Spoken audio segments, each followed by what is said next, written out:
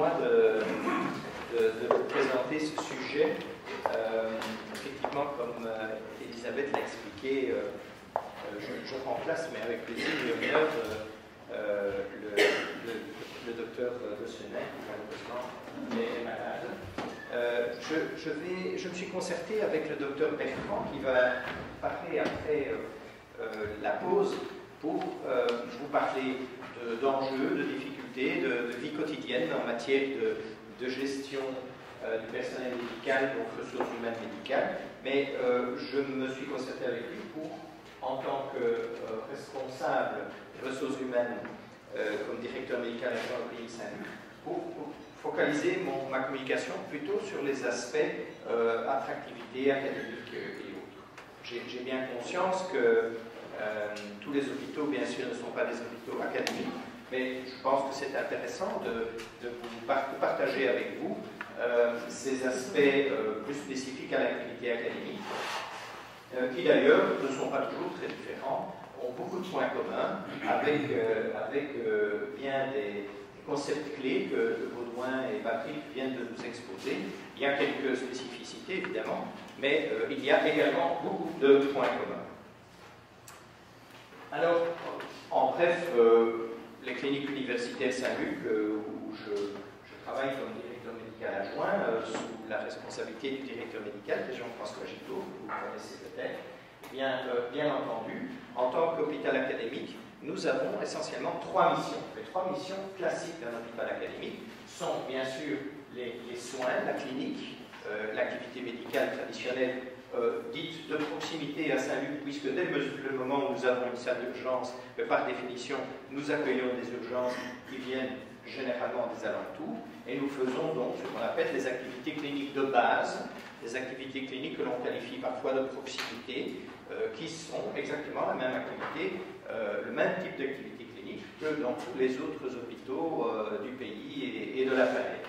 Et puis, évidemment, nous avons des soins dits de référence, des soins tertiaires, c'est-à-dire des soins cliniques toujours, bien sûr, mais de patients au cas un peu plus complexes, éventuellement, qui nous sont référés, ou qui viennent éventuellement directement chez nous, mais généralement, qui nous sont référés par d'autres institutions hospitalières du pays, avec lesquelles nous avons bien sûr ce que nous souhaitons, et ce qui est très enrichissant, avoir des collaborations étroites. Alors, enfin, les missions importantes d'un hôpital académique, vous l'aurez compris, c'est les missions de recherche médicale, recherche scientifique dans le domaine médical, et bien entendu également l'enseignement, puisque au sein d'un hôpital académique, comme d'ailleurs dans les autres hôpitaux qui sont des lieux de stage, mais une grande partie, pour ne pas dire tous les assistants qui sont en spécialité, mais aussi les stagiaires en médecine, dès leurs premières années de médecine, viennent en stage, en assistanat, etc. Alors, en bref, je ne vais pas trop m'apesantir là-dessus. Vous voyez, c'est évidemment un grand hôpital avec un millier de lits, mais je dirais aussi simplement qu'il y a bien sûr plus de 5000 personnes qui travaillent à Saint-Luc, dont environ 650 médecins, grosso modo, la moitié étant des médecins spécialistes pour la plupart, qui travaillent aux cliniques Saint-Luc. Nous avons également une poignée de généralistes, ou un peu plus de 10 médecins généralistes également, mais relativement peu de médecins généralistes. Et puis nous avons essentiellement, nous avons aussi plus de 300 médecins assistants candidats spécialistes qui généralement changent tous les ans minimum, mais certains ont des cycles rotatoires de 6 mois. Alors il faut bien se rendre compte que cet énorme turnover au niveau des médecins et max, comme nous les appelons, mais ce turnover est présent dans le département infirmier évidemment, et dans de nombreux autres départements, ça ajoute certainement une complexité en matière de gestion de ressources humaines et de gestion des processus et de gestion de qualité des soins, etc. C'est incontestable. Alors, toujours en guise d'introduction et de façon assez brève, je dirais que je vais vous décrire et vous parler de mon expérience personnelle en matière d'enjeux dans mon job. Et évidemment au niveau de l'attractivité et la rétention du personnel.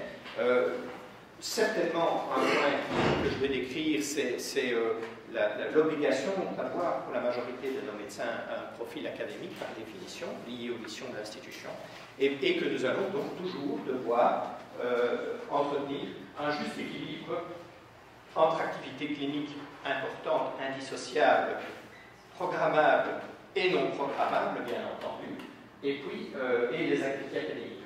Nous allons devoir entretenir un juste équilibre entre des activités cliniques courantes, de base, une appendicite qui arrive aux urgences, une fracture simple, non compliquée, mais aussi, bien entendu, des activités plus complexes. Enfin, je parle du juste équilibre entre la vie professionnelle et la vie privée, j'en parlerai un peu plus tard. C'est de plus en plus, il y a clairement, vous le savez, et je reviendrai là-dessus, chez nos jeunes médecins et pas uniquement médecins, quand même un changement de paradigme. On parle de génération Y, et ça c'est un phénomène nouveau dont on doit clairement tenir compte. Enfin, tout cela, bien sûr, dans un contexte économique de plus en plus tendu. Pour votre information, au niveau d'un hôpital académique et des cliniques Saint-Luc, nous avons des médecins de différents statuts. Nous avons évidemment une large majorité de médecins salariés, puisque c'est évidemment étroitement lié au statut d'un hôpital académique. Dans nos médecins salariés, nous avons, je dirais, trois types de médecins. Une minorité de médecins praticiens hospitaliers, ce sont des médecins qui n'ont pas, comme vous le voyez indiqué sur la diapositive, d'objectifs clairs, formalisés, suivis en matière d'activité académique. Ce qui ne veut pas dire qu'ils ne participent pas éventuellement à des activités académiques. Ce sont des médecins qui peuvent éventuellement participer à des protocoles de recherche clinique et qui peuvent devenir éventuellement co-auteurs sur des publications scientifiques. Mais ce ne sont pas des médecins pour lesquels ces objectifs académiques constituent des objectifs obligatoires. Et parmi nos médecins salariés, c'est une toute petite minorité de nos médecins. Enfin, nous avons des médecins cliniciens avec mission académique, et quand je dis mission académique, je vous décrirai dans la diapositive suivante comment nous définissons ces missions et comment elles sont suivies. Enfin, des médecins que nous avons qualifiés d'académiques cliniques. C'est-à-dire que pour les médecins qui s'investissent dans des missions académiques, recherche et enseignement, pour les meilleurs des meilleurs, l'université peut leur octroyer, c'est une commission spéciale qui s'en charge, peut leur octroyer un titre académique en plus. Ils deviennent donc à ce moment-là professeurs cliniques et donc sont reconnus, bien entendu, au sein de l'institution qu'est l'École Saint-Luc, mais également ils obtiennent une nomination officielle d'académie clinique et donc, par exemple, de chargé de cours, professeur ou autre au niveau de l'université. Enfin, nous avons une petite minorité de médecins indépendants également, qui eux aussi n'ont pas de mission académique, ce qui n'empêche que quelques-uns parmi eux s'investissent dans certains protocoles de recherche. Alors, vous avez vu que tous nos médecins salariés chez nous, c'est une particularité importante à souligner, parce qu'en termes d'attractivité, elle a un impact. Tous nos médecins salariés, la grande majorité de nos médecins, ne peuvent pas avoir d'activité extérieure, et donc doivent réduire, limiter leur activité à Saint-Luc uniquement. Alors que, bien entendu, la petite minorité de médecins indépendants peut avoir, bien sûr, des activités extérieures. Alors, les médecins, ça n'apparaît pas bien sur la diapositive, malheureusement, pour une affaire de couleur simplement, mais les médecins sur lesquels repose le plus la réalisation des missions académiques de l'institution, ce sont bien entendu les médecins qui sont en B et en C, qui sont les médecins cliniciens et les médecins académiques cliniques. C'est eux qui ont réellement dans leurs objectifs des objectifs académiques qui sont clairement formalisés.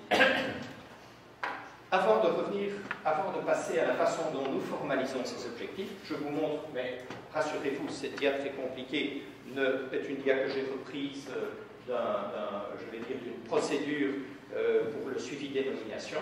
Vous voyez simplement que cette dia représente que, bon, ben voilà, un chef de service, lorsqu'il veut introduire une demande de nomination pour un médecin d'engagement, en d'autres termes, ou de promotion, bien, il doit suivre toute une procédure, bien entendu, avis de la direction médicale, avis du comité de direction, qui va, entre autres, mais pas uniquement, se pencher, bien sûr, sur le volet économique de l'affaire. L'avis de la commission de nomination permanente, c'est une commission de médecins qui ont une nomination académique clinique et qui se penche en toute indépendance sur le profil académique de l'individu et qui va remettre un avis pour savoir si ce médecin, oui, peut prétendre à un titre académique clinique éventuellement. C'est le rôle de cette commission tout à fait indépendante.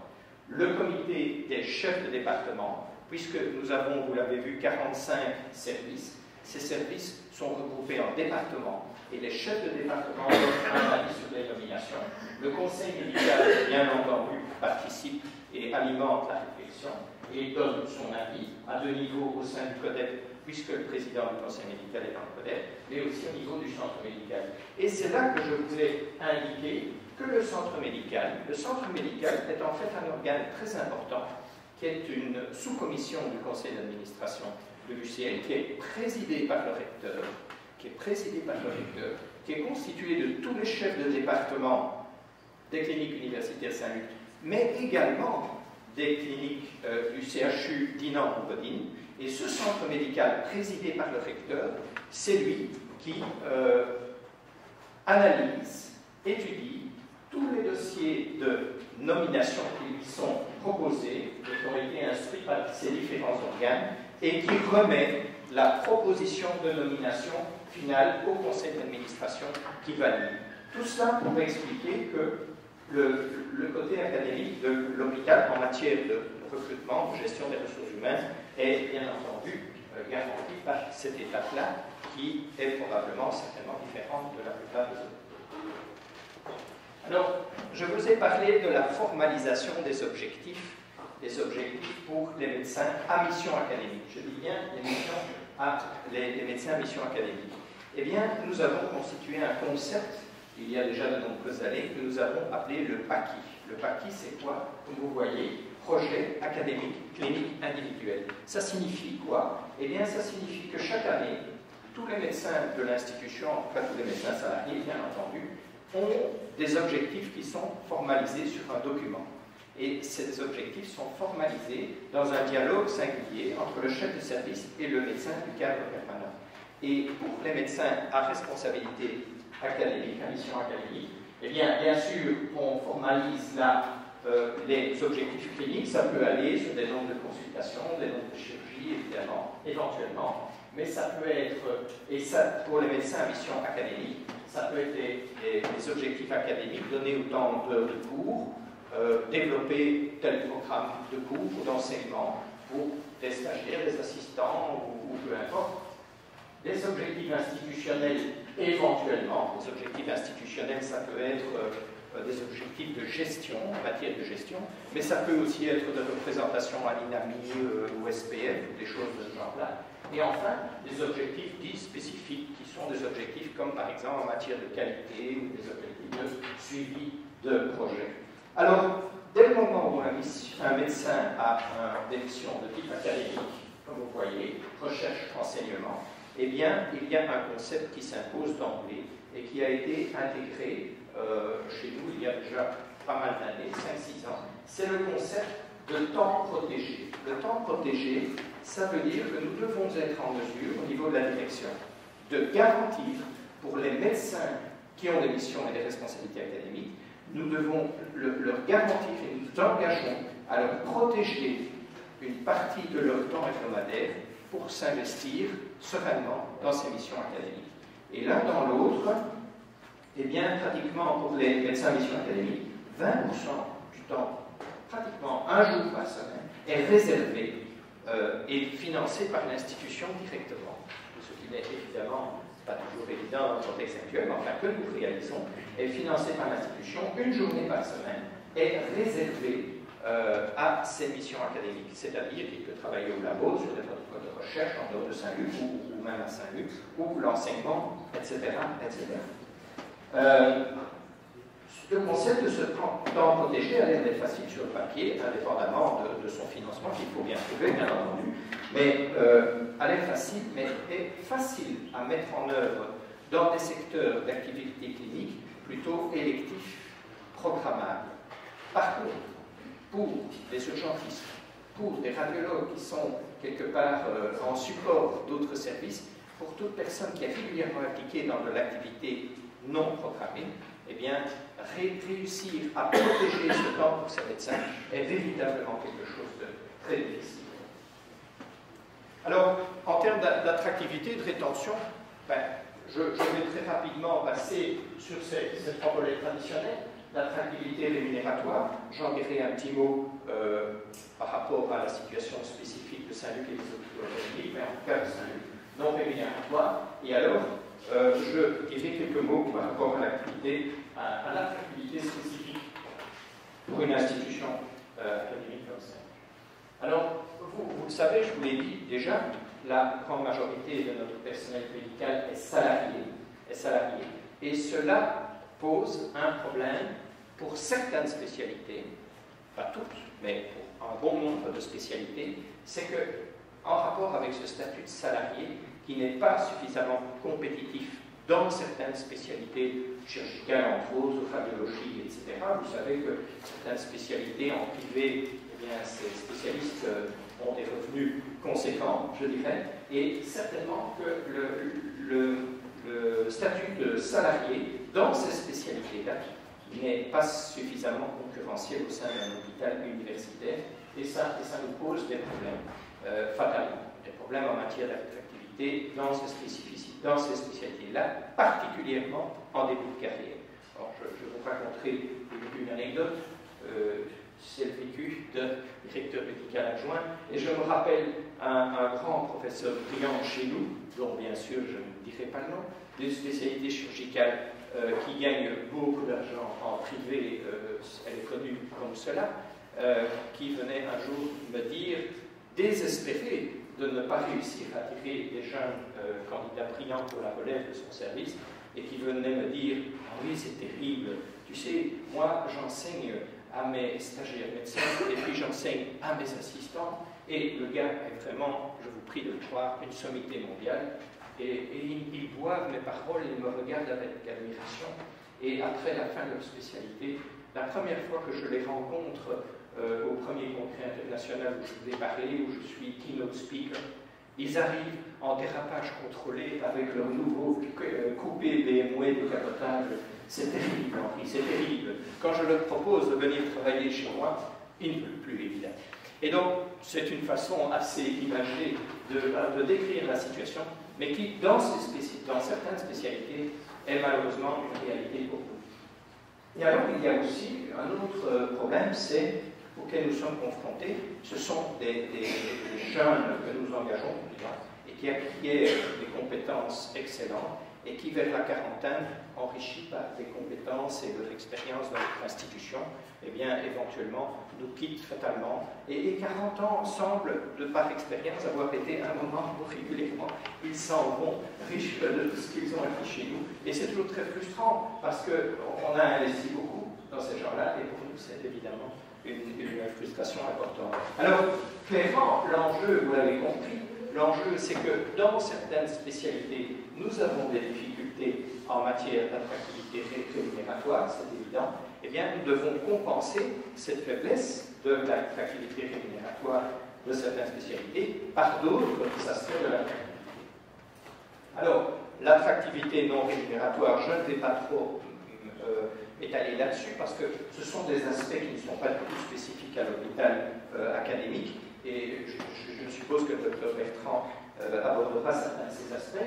Je voulais simplement en dire un petit mot. C'est que, bien entendu, et ça nous le savons de jeunes que nous interrogeons, mais ce qui est clair, c'est que les valeurs qui doivent vivre, pas celles qu'on affiche simplement sur un site internet, mais les valeurs qui doivent vivre dans l'institution, l'ambiance dans les services, dans l'institution, la dynamique positive, l'esprit d'équipe, ça, ce sont des facteurs d'attractivité absolument majeurs. Absolument majeurs. Je me rappelle une petite étude qui avait été faite à l'initiative d'un chef de service qui avait interrogé tous les assistants des 5 dernières années et qui disait, mais finalement, quand vous choisissez votre job à la fin de votre spécialité, quels sont les facteurs que vous allez mettre en tête de liste pour choisir votre futur job? Eh bien, figurez-vous que les sous, l'attractivité rémunératoire, arrivaient en 3e ou 4e place.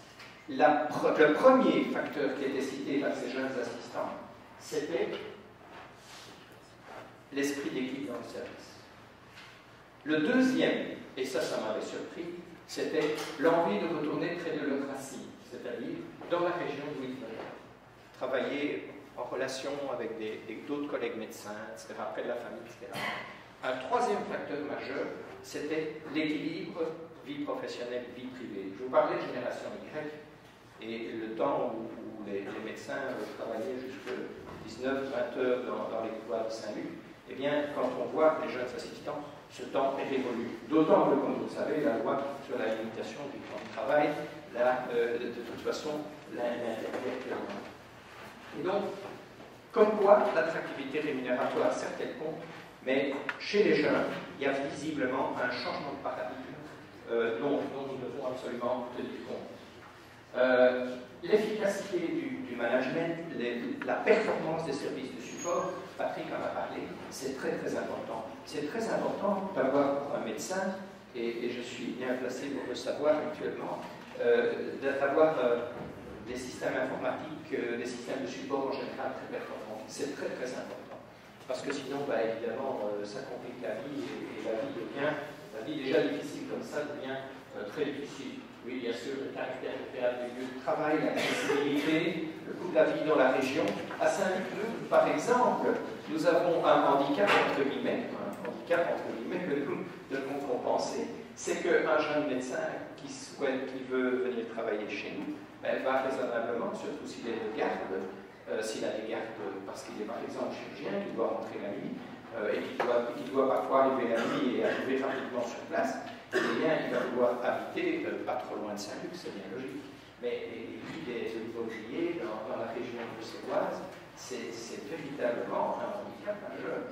Alors, qu'est-ce qu'on fait? On va plus loin. Et si on va plus loin, vous qui êtes tous arrivés un jour ou l'autre à Bruxelles vers 8-9 heures du matin, vous savez ce que ça veut dire, que vous veniez de Louvain, de Namur, peu importe. Ce sont des problématiques à prendre en compte. Et il m'est arrivé de recruter des médecins d'autres hôpitaux académiques pour lesquels un élément du choix était la plus grande proximité de Saint-Luc par rapport à leur domicile que de l'hôpital académique où ils se trouvaient. Bon, j'ai mis les petits plus qu'on peut offrir au personnel et je fais un petit clin d'œil à Gauthier qui est là. Je me rappelle que Gauthier avait participé à Saint-Luc, et ça existe toujours, à une initiative qui s'appelle Sport Saint-Luc. Eh bien, ce sont des choses qui sont intéressantes. En bref, c'est un système de sport d'entreprise avec possibilité donnée au personnel. On a juste à côté de Saint-Luc un grand centre sportif et on donne au personnel la possibilité non seulement d'accéder aux activités sportives avec des prix préférentiels, mais on a aussi une animation organisée. Il y a quelqu'un qui est payé par l'institution, par l'UCL d'ailleurs, pour réellement animer les activités sportives. Et personnellement, j'y vois un grand intérêt parce que c'est un plus qu'on offre au personnel, cette carte de sport, mais c'est aussi des occasions de team building. Et voir faire du sport par tous les métiers mélangés, quand on voit le grand big boss qui se retrouve sur le même terrain de foot, de badminton, de volleyball, que la secrétaire, l'infirmier, etc. Et ça a un effet team building que nous trouvons, que personnellement, je trouve extrêmement positif. Je dois vous confesser que mon background clinique, c'est la médecine du sport, et que apparemment, j'y suis particulièrement sensible. Mais je crois que c'est des choses auxquelles il faut penser. Alors, enfin, le temps protégé pour la recherche dont je vous parlais, au plan de l'activité académique, ce qui est fondamental, c'est le temps protégé pour la recherche. Il faut tout faire pour protéger ce temps de façon à ce que nos médecins académiques puissent s'investir correctement et sereinement dans de la recherche, ce qui, je vous l'ai dit, n'est pas toujours facile, mais nous avons bien entendu des possibilités. Il y a des financements, FNRS, la Fondation Saint-Luc, qui permet d'octroyer des mandats de recherche et de dégager des jeunes, soit plein temps, soit mi-temps, pendant un certain nombre de temps, 1 an, 2 ans, pour qu'ils fassent une thèse, par exemple, et ce qui nous permet, en quelque sorte, de formater des jeunes dès le plus jeune âge. Et ce formatage scientifique doit commencer dès les études de médecine, les investir dans la recherche avec éventuellement, ce que l'on souhaite autant que possible, à ce que ça aboutisse à une thèse,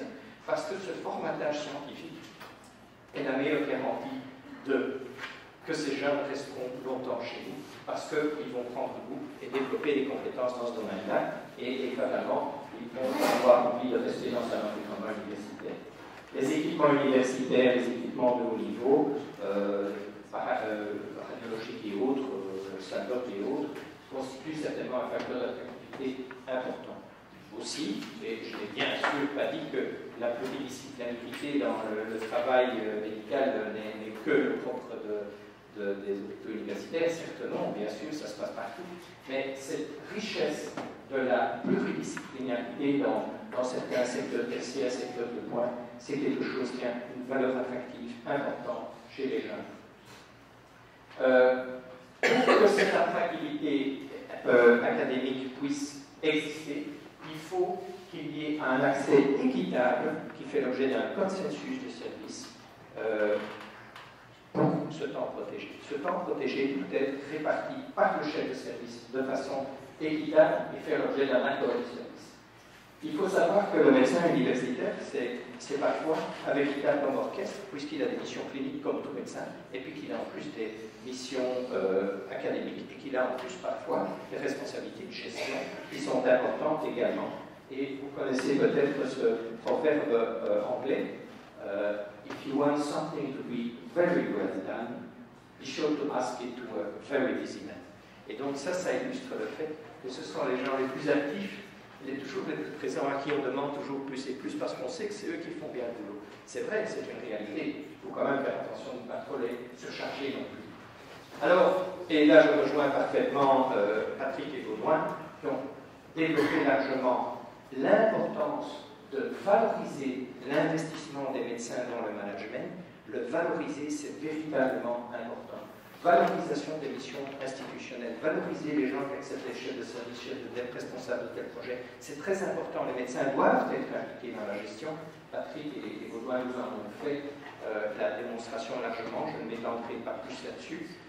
En milieu universitaire, c'est peut-être encore un peu plus difficile, parce que les, entre guillemets, grands professeurs, je le dis avec un petit clin d'œil, quand ils voient un médecin qui s'investit dans du management, ils regardent parfois ça avec un air assez négatif. Et je me rappelle quand j'ai eu la chance, il y a un peu plus de 5 ans, d'être appelé à la direction aux côtés de Jacques Melin. Je collaborais quotidiennement dans ma pratique de médecine du sport avec un grand professeur pour lequel j'ai eu un grand respect, un radiologue. Et quand l'annonce de ma nomination à la direction médicale a été communiquée dans l'institution, la première fois que j'ai pu lui montrer une radio, il m'a regardé, il m'a dit, il avait un franc-parler que j'ai toujours adoré et que j'adore toujours, il m'a dit, eh bien Henri, si on m'avait dit qu'un jour tu tournerais si mal, franchement. Et donc, il faut que l'on valorise cela, et chez les universités, c'est parfois encore un peu plus compliqué. La réinsertion après des longues fonctions de management, de responsabilité, ça n'est pas évident. Alors, en conclusion, eh bien, la gestion des ressources humaines dans un hôpital universitaire n'est pas différente des ressources humaines médicales, puisque c'est mon job, n'est pas différente de celle dans tout autre hôpital. Elle a quand même certaines spécificités, et la spécificité, c'est de pouvoir garder, protéger, valoriser, évaluer tous les aspects, mission académique, des médecins qui en ont, et c'est bien entendu la majorité des médecins d'un hôpital. L'enjeu, il est là, c'est pour un des enjeux importants pour quelqu'un comme moi dans un hôpital à Saint-Luc, c'est de pouvoir protéger, valoriser, évaluer ce temps académique. Je vous remercie.